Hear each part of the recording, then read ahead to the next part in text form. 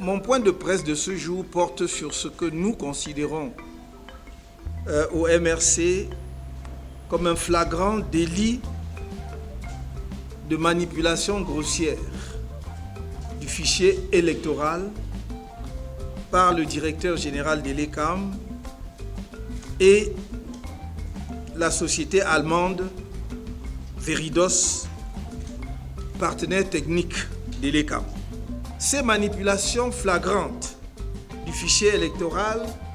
se révèlent à l'analyse des chiffres publiés par l'ECAM dans la diaspora.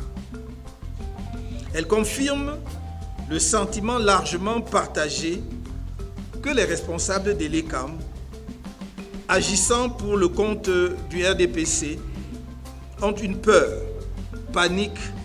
de la progression substantielle du nombre d'électeurs, synonyme pour eux de défaite imparable. Il s'agit là de pratiques criminelles qui tuent les balbutiements démocratiques camerounais. La justice ne peut plus les laisser impunis au risque d'être, au même titre que le RDPC et l'ECAM, responsables de toutes les conséquences fâcheuses que celles-ci pourraient avoir sur la préservation de la paix au lendemain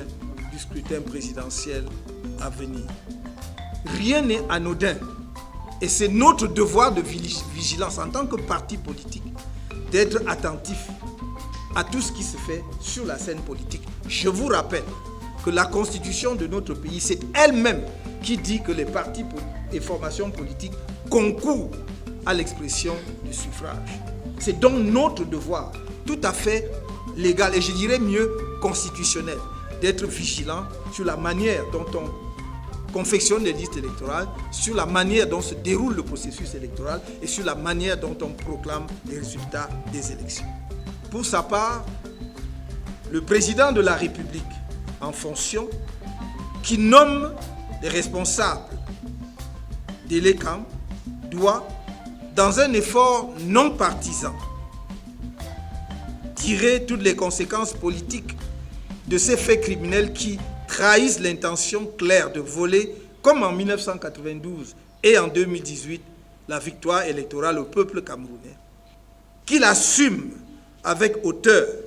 la fonction qu'il occupe depuis 42 ans et dont il a voulu prolonger par la fraude la durée en 2018, en évitant au pays une implosion générale.